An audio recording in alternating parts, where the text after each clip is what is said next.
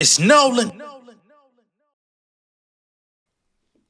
What's going on, beautiful people? It's the kid J Nolan here. Now today we're gonna be talking about Miss Saweetie. Okay, I didn't know that so many people were gonna be talking about this. I remember seeing this yesterday with the headline of Saweetie talking about why her album hasn't dropped in over 3 years. Talking about challenges that she's been facing in the music industry. As a matter of fact, I did this video last night, but my mic was strangely not recording, excuse me. So I ended up not putting it out, put it off today. And I'm like, you know what? Let me go ahead and just recreate this video, man. I was freaking mad at myself, but we're going to go over her new Allure magazine interview, talking about some of the challenges that she's been facing in the music industry. Like I said, I've already read through the article or whatever. She talks in the article about how she had to how she had to fire her entire team. She's been signed to Warner Records or Warner Music Group for the past maybe 4 years or so.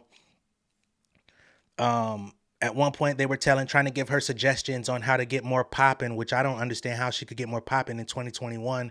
She had like 4 or 5 hit records all in the same year. She had the most things going on, period, endorsements, etc. But for whatever reason, at that height of her career, she was actually at one of her lows. So this is a very interesting thing, for those of y'all that follow me for music industry insight and things of that nature. This is definitely going to be one of those kind of, not necessarily deep dives, but it is going to give you a lot more information. It is going to give you a lot more of a glimpse into what it's like for the life of an artist, especially somebody that's going through what you would think would be their high moments in their career actually turn out to be lows. All right. Now, once again, this is the story of her with Allure.com. One thing I did notice in the beginning of the article was that she showed up late for the interview. She was about an hour late for the interview. She did apologize for her lateness, and she talked about how she was having such a hard day or whatever. She had a lot of stuff going on. She was doing auditions, which I found interesting when it came to her doing auditions, because I didn't know that she was like really taking acting seriously.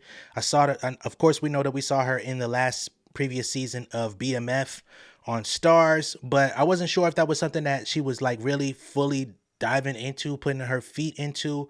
But it looks like acting is a very serious passion of hers, or something that she's really serious about in 2024. So keep an eye out for Saweetie popping up in some other shows.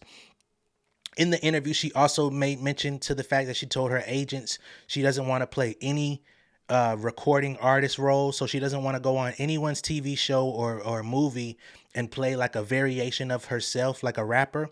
She wants to actually take on serious acting roles. She wants to show her chops. She wants to show that she can actually do it, which I think is going to give her longevity in the industry. Of course, the headlines are that she feels like nobody cares about her music and whatnot. So I think the more that she can pop up in major film projects, TV projects, etc., especially if she could get like recurring speaking roles and actually show that she's good, she could kind of prolong her career, a la the Will Smiths, a la the Queen Latifahs, the Jamie Foxxes, people that came into the industry known as one thing, you know what I'm saying? But then they transition into TV and film, and that can kind of become their flagship thing for extra longevity. Because I don't know. I don't know what the formula is going to be to make people care about your music. That's the hardest thing to do, to accomplish out here, is for people to actually care. Okay? Now, let's get to the actual conversation, shall we? At the beginning of the article, they do talk about her Immortal Freestyle, and she talks about working with the producer London on the track, and that she was amped up to clap back at some of the shade that she's received throughout her career. She says whether it's false reports about her first week EP sales. If y'all can remember, last year she released an EP that reportedly only sold 2,000 copies. She personally felt like that was bullshit. She said in the article that she knew exactly who put that story out there. She says that she knew that this was a story that was purposely planted on the blogs and in the press to smear her name and make her look bad. I don't know how many records she actually sold, but she feels like that was a, some sort of plan or plot against her. And she says she knows exactly who did it. So there were criticisms of her rapping abilities. There were claims that she was receiving pretty privilege as the only reason why she's successful. Um, so all of those things she addressed in the Immortal Freestyle, right? She says, I know y'all bitches wish I would go model, but damn, she pops in a rant before the song ends. Um, you know, explaining that that's a backhanded compliment that she's been receiving her entire career. Now, unfortunately, you just can't make people like you, you know? Um, and we all have to deal with that. Even myself, even J Nolan. Some people don't like how I speak. Some people don't like my opinion. Some people don't like my music at the end of each video. You know what I mean? Some people feel some type of way that I talk about their fave and didn't like the song, so they like, your song is trash. You know what I'm saying? Recently, I've been getting people that are saying I curse too much in my videos, and I'm like, well, shit, if I curse too much, then what about these other motherfuckers on YouTube? Like, I hear people that speak way more vulgar than me, especially in some of the slang and some of the, you get into some of the other channels out here, especially more LGBTQ friendly pages. I be hearing some wild stuff, but whatever. So getting back to Saweetie, she says, this is probably the most positive feedback I've gotten in a while, which is off of that Immortal Freestyle. Now, the interesting thing about the Immortal Freestyle is that she literally had to put up her own money. She funded the studio time. She paid for the music video. She paid for the glam squad in order for her to get all dolled up to create the music video. Because her label, Warner Records, did not want her to drop on an off cycle. Now, what the fuck is an off cycle? It's an excuse. Off cycle means, she didn't really have a complete rollout. She didn't have a full EP album, etc., that they were trying to, put out and roll out and convey this world building experiment of like bringing Saweetie back. No, she just wanted to put the freestyle out. She just wanted to give people something. She wanted to talk to her fans, right? She didn't want to just remain as this artist that people know of because she's pretty or because she's just been here for years. She wants to remain active and try to keep energy and momentum going in between projects.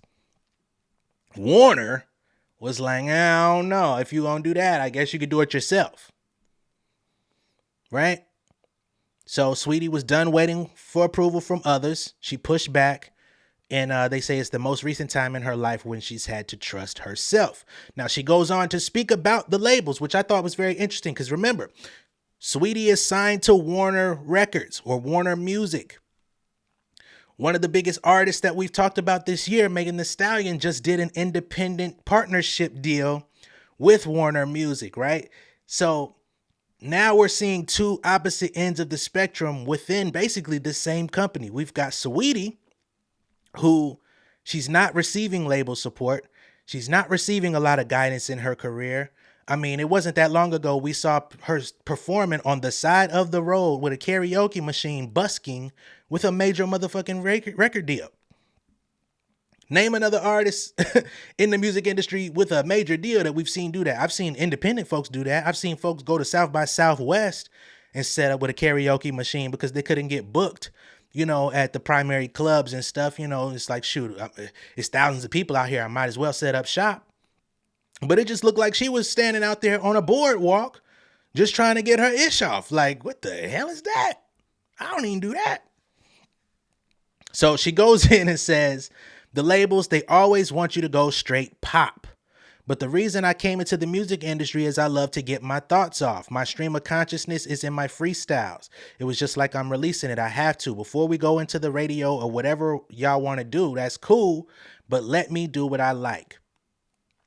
All right. She continues. It all started with me rapping in my car. This is her origin. This is why she got into hip hop. This is, she started out expressing a passion for rapping in her car. She says, I think that's the biggest mistake labels make these days. They take the artist away from what they're inherently good at, the reasons their fan base fell in love with them. And I think it's unfortunate that sometimes the art gets lost in that transition, right? So they're trying to push her to be this pop icon, right? They want her to be seen in the same light as maybe like the Cardi B's, the Nicki Minaj, the ones that transcend just putting out music and have, the contemporaries. And we all know who the contemporaries are. I mean, you could put Megan Thee Stallion in there, who she's a bigger artist than Saweetie today, but they would kind of be seen at one point in the same vein, especially in 2021 at the height of her career. The City Girls, uh, even the Lottos of the world. I wouldn't put Saweetie in the Ice Spice category. Ice Spice is definitely on the pop trajectory. I think that's more of what more of what Warner would want from her is to like excel in that space. Because for whatever reason, Ice Spice is able to excel in music without nobody actually caring about the quality of it. She's just getting these crazy numbers off these hits, and it's like, who's actually listening to this shit? But then we also got to think about Ice Spice is appealing to like Kanye West daughters and shit like that. So, there's a lot of kids that are streaming that music. And sometimes as older people, I ain't gonna lie, I'm not the youngest motherfucker. I'm an adult. I'm a real adult. I discount sometimes the impact of those younger folks impacting the charts. So moving forward, they say in her latest single, Rich Tivities, Saweetie taps into a new pocket of confidence, doing the rich shit she raps about in a sequence of scenes that show her dressed in opulent threads as she twirls through a mansion, sips tea, and shows off her equestrian skills. She's enjoying the soft, high solo life, a woman who gets and has her own. Now, Rich Tivities, I think, is actually a dope record. It's one of the best records that I've heard from Saweetie, period. But the music video I thought was absolute dirt trash. I know they were trying to project this soft high life thing, but that's where I think that's where some of the disconnect comes from with Saweetie. She raps like she's a ratchet princess. You know what I'm saying? She raps like she's just the baddest chick from the hood that became ultra successful. Like she's low key like hood Barbie. You know what I mean? That's kind of what you know what I mean? And of course, we already got that. But she's a more suburban package of that, right? But she raps like she's hood, which she could be. I don't know her background.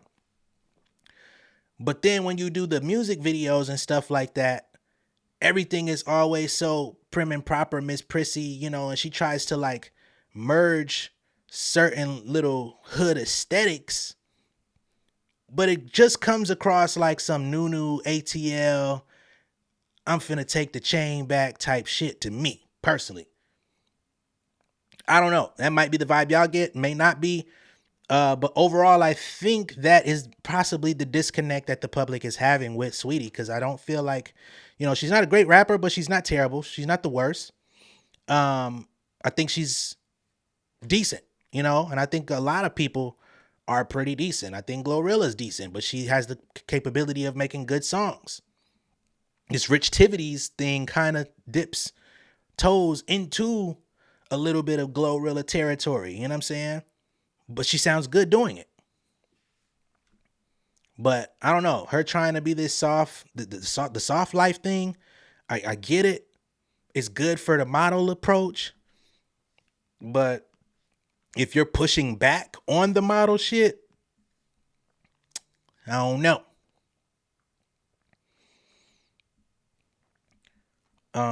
Let's see. In the article, she also says, I've always been underestimated. It's like a recurring theme in my life. That's why the internet don't really bother me. There'd be moments in classes when the white teachers would be like, does your mom do your homework for you? Because we know you're not that smart. Damn. When she would try out for sports, they'd be like, oh, she's a pretty girl. She probably sucks. She says it's just constant doubt all the time. But that created her confidence, and it created her depending on herself and always wanting to break boundaries. Now, when we get into the aesthetic, she says, my aesthetic when I was a broke college student had always been rich girl, okay? So this is where we're going with this. She talks about the fact when even when she was broke, she always put out rich girl persona. Okay? She says, I was sitting at the top of my Toyota Corolla and I told the photographer to only get the top part of the car because it looked very glossy underneath the palm trees. So I drove around Rodeo and found the most expensive, nice looking street. I sat there with a bikini top. I straightened my own hair, did my own makeup. Shout out to VSCO, the app, because we put the right filter on top of a photo to make it look luxurious, you know? And there's nothing wrong with that. I mean, you want to try to put on your best look, put on your best vibe, you know what I'm saying?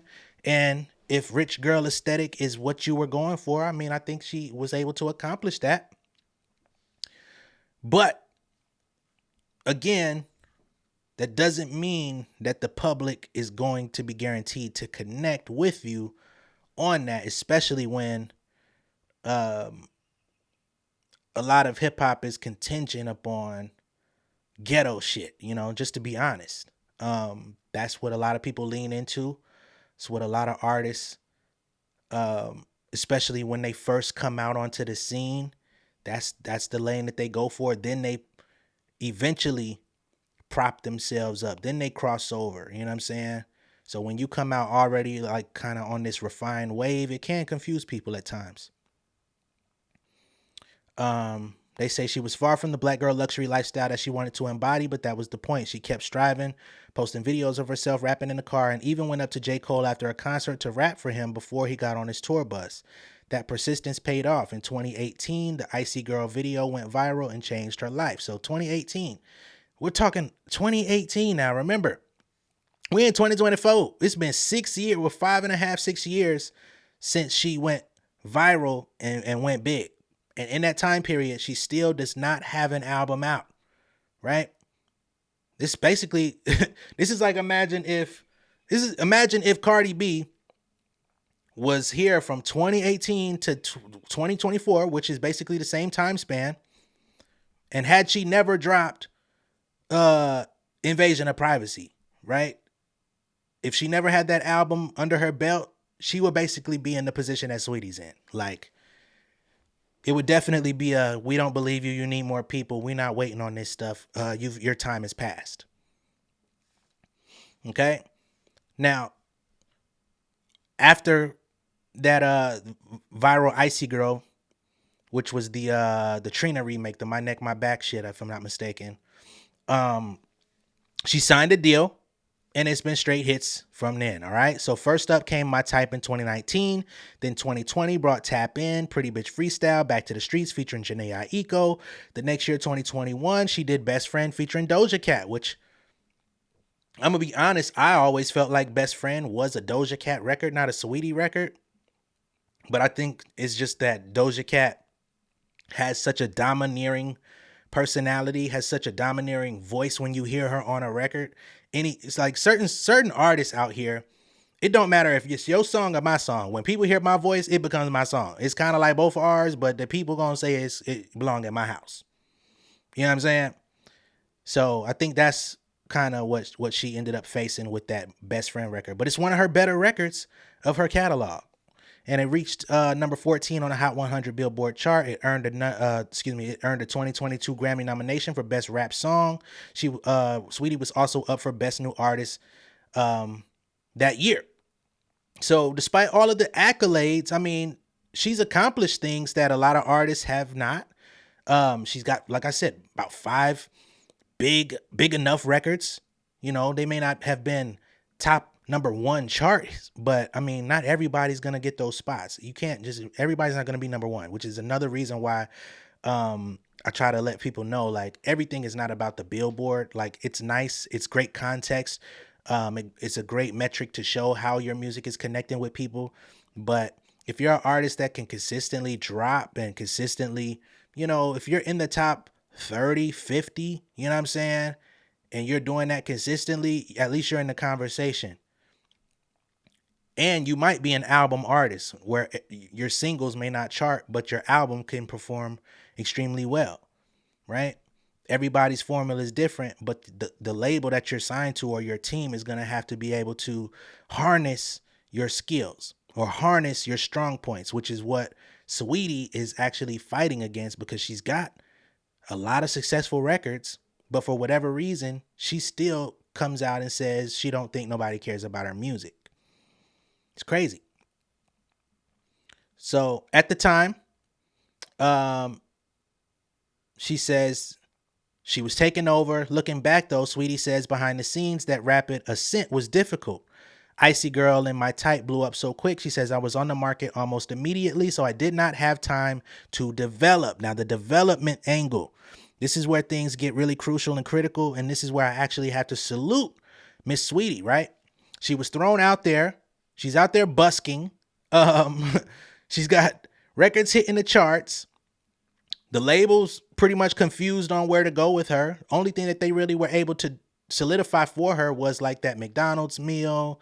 They solidified her with a MAC cosmetic deal. They solidified her with a Croc endorsement. So she was able to start getting into, endorsements, brand partnerships, and putting her face and plastering her on billboards and stuff like that. But she wasn't developing as an artist, so she didn't have the performance skills that some of the other artists that are coming out or have been coming out have, right? Maybe didn't know the actual process of songwriting. She's just coming up with shit and it's working, but she don't know why it's working. That's another thing. There's certain artists in the industry that have I wouldn't say formula, but they have patented, routines when they go in the studio, to where they know if I spend 5 hours in the studio today, I'm coming out with at least one record that's going to smash. You know what I'm saying? But then you have other artists that don't have no idea what it is that they're doing. They're just throwing paint at the wall and hoping something artistic comes out of it. So at that point, she felt that the industry executives who were giving her advice were stunting her growth, right? At that time, they told her that she should twerk more on Instagram. Like, just get on IG and twerk your ass a little bit, and that'll keep people in tune with you, in between releases. She says that they told her her voice was boring. She was told that she rapped too monotone and needed more energy in her delivery. She was told that she needed to show more of her life on the internet. They basically was telling her all of these, and in any instant, it could be good advice, right? Some of these little one-liners that they're giving her are the exact blueprint that other artists use in order to catapult themselves. Excuse me. But at a certain point, it does become cookie cutter advice. You can't just copy and paste what the next person did and think it's going to work for you, which is why making it in the music industry as a recording artist is so hard, because what some people gravitate to this person for, you can try that same thing and people be like, I don't like when you did that. I don't like how that came across. It didn't feel authentic. That song that you did with this person, I didn't feel the chemistry. It felt like a label. It felt like a label made you do it, right? But then this next person that you're watching, they could be doing all the same shit that you're doing that's not working for you, and they're freaking in outer space. And again, this is that comparison between her experience at Warner versus what Megan's experiencing at Warner. Now, I'm pretty prone to believe that Saweetie is in a 360 deal, right? And if not a 360 deal, 540, 720. You know what I mean?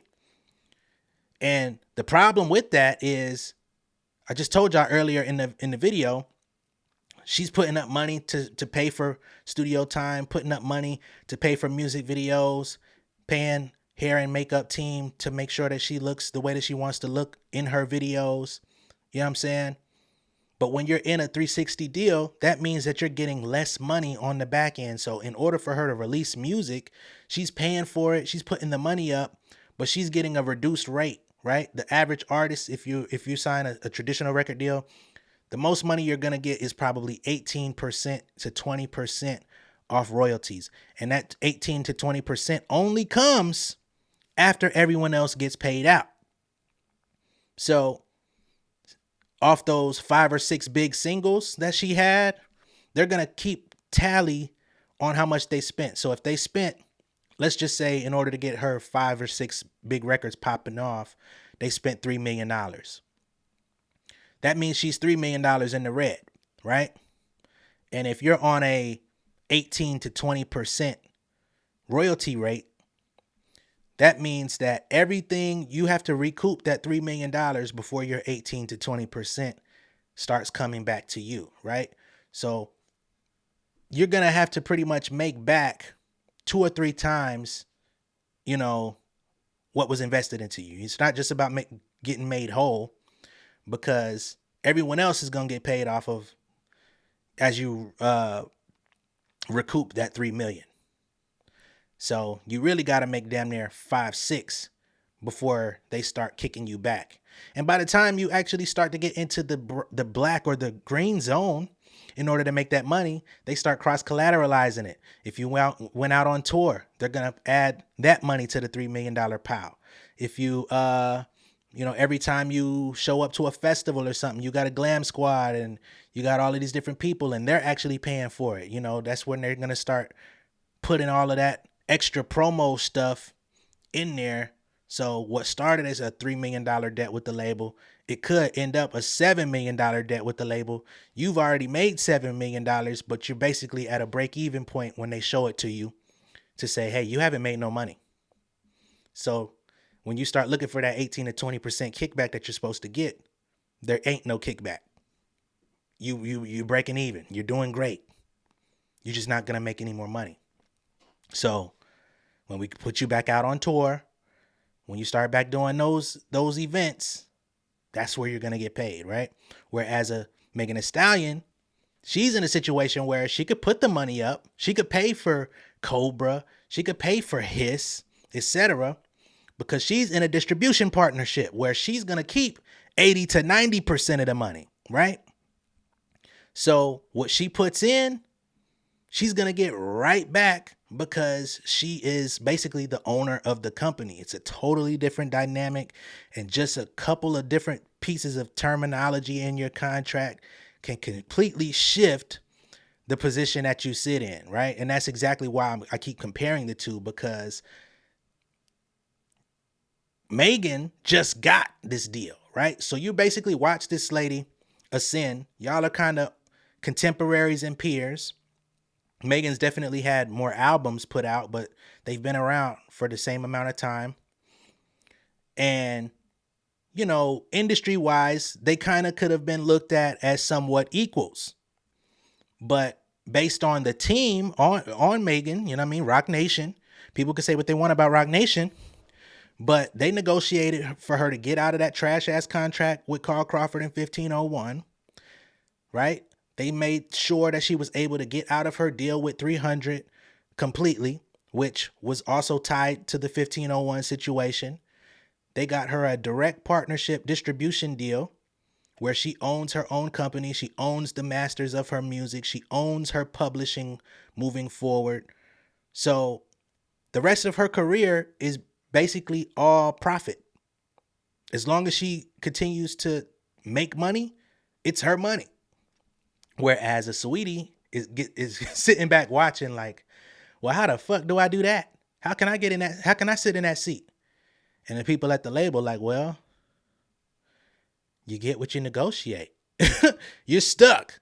And you ain't got no albums out. You know what I mean? So only way to actually expedite the contract is to fulfill the contract. If she got a 4 or 5 album deal and she don't got not even one debut album out, yeah, you stuck like Chuck.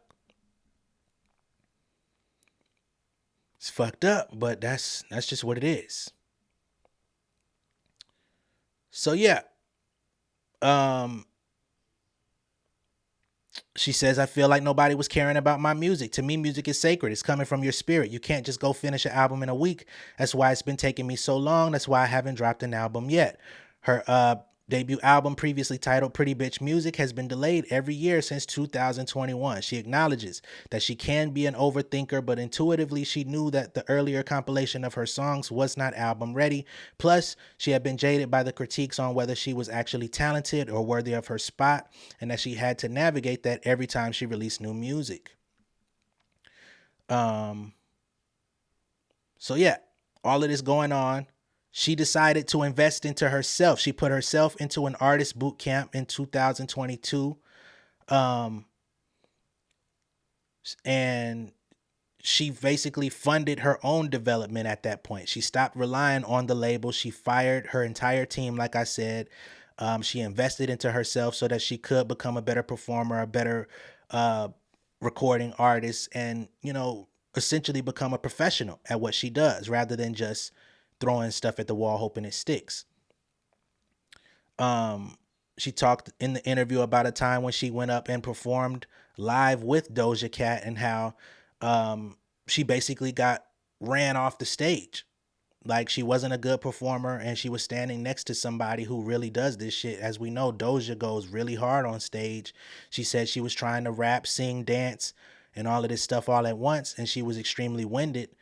And she forced herself to go into an artist boot camp to improve how she comes across on stage because that was not initially one of her strong points. So I definitely salute her for having the self-awareness to know that she needed to do that, because a lot of artists today, excuse me, they don't have that. A lot of artists today stink at performing. A lot of artists today, they go up on stage and literally just let the DJ press play on their song, and they might rap or sing along to half their record and just let the crowd do all the heavy lifting, right? But the problem is, although it may work today, you're not helping to establish longevity for yourself, because when you become a legacy act, when you become an Usher, and I'm just using Usher as an example because he's out here performing his hits. He don't gotta drop no new music, even though he did drop a new album. He been living off confessions for goddamn 15 years. The thing is, performance is what keeps you alive. Performance is what keeps people booking uh Ozzy Osbourne, even though he retired from performing last year. Performance is what keeps people booking. Even you can't even get the whole Destiny Child, but Kelly Rowland still getting booked for solo shows. Michelle Williams, whenever she decides she want to leave the church, can still get booked to do solo shows performing Destiny Child hits by herself, right? Because people know she's gonna come through. She's a seasoned veteran. She knows how to perform. What a lot of artists today are not understanding is that you can prolong your career by an extra 15 to 20 years just by knowing how to actually get on stage and rock a crowd, right? You can still get booked for festivals. Old school artists like Onyx, Method Man, Redman, De La Soul, Tribe Called Quest, all the folks that people be saying is old and washed up. These people are not old and washed up. They be overseas getting thousands upon thousands, hundreds of thousands of dollars to go perform at these festivals. And these festivals be packed out with these people. Invest in your career, invest in greatness. It will not let you down. All right. So she continued a hiatus through 2021 and 2022. Of course, during that time, she broke up with Quavo. He said, you're not who I thought you were. And everybody assumed that she had cheated on him and stuff like that. So she was definitely dealing with people assassinating her character online, siding with Quavo at the time because he was Amigo, and you know how that go in the industry. And instead of actually trying to fight back and assert that she had good character, Saweetie just kind of sat back and took it and let people form their own opinion. So she's been having a rough shake the entire time that she's been in the music industry. Again, they talk about the 2000 copy thing, and she said that she didn't feel protected in the industry. She felt like there was a heaviness that hovers over us in the industry. She says there's a lot of people that probably feel the same way. Why is it that some people get protected and some don't? Right? She also talked about how as an artist, frequency changes. The music that you create in one moment, in 3 months, you can listen to it and not like it no more. This is another reason why certain artists got to strike while the iron is hot. When you're feeling good about the music that you have, you got to start putting it out. You got to kind of adapt to a die empty type of mentality, because if you don't, you can fall out of love with the music that you created, even though it's good and everybody around you is like, this is what needs to come out. Mentally, you're in an analysis paralysis state where you like, no, I need to create something new. And then you find yourself for the next 8 months trying to search for that new thing, and it's just not clicking. And this is how some artists can wake up 2-3 years later and not have an album and not have nothing ready, because all the music that you liked, you wore yourself out on it. It's not even interesting to you no more. You've heard it too many times, so it don't even feel fresh. You know what I'm saying? It's kind of like you've been in the house making this goddamn soup all day. At one point, the soup smelled good, but you don't even smell the soup no more. You know what I'm saying? Because it just done got ingrained into all the corners of the house. Somebody come in your house, dang, it smell good in here. You like, it do? I forgot. You know? So at this point, again, Saweetie will be leaning into acting. So far in her career, she's done BMF with stars. She also had early projects such as Grownish and Bel Air, where she is leaning into that. So be on the lookout for her to be in the next season of BMF and some other projects. Again, we're hoping that she can get an album out of some sort, and hopefully it does better than that 2,000 copies on the previous EP. She says she's going to dedicate herself to another craft. She wants to be challenged and she wants to really get into character. So acting is definitely high on her list. And she says creatively, she aspires to operate on the highest level, especially in how she treats herself. She says there's been a lot of times in the past couple years where she's given up on herself. Whether people knew about that or not, I just felt myself giving up, and I don't want to do that anymore. So she was contemplating leaving the music industry entirely. She was thinking about retiring. She was trying to figure out what the next move for her could be outside of music. But now in 2024, she's building her confidence up, and hopefully that translates into positive things for her. Because again, this is not an easy industry to excel in. Even when you feel like you're excelling, there's a lot of people that can move the goalposts. There's a lot of people that'll make you feel like you're less than, try to put you in competition with other people that you're not even really thinking or, you know what I mean, worried about.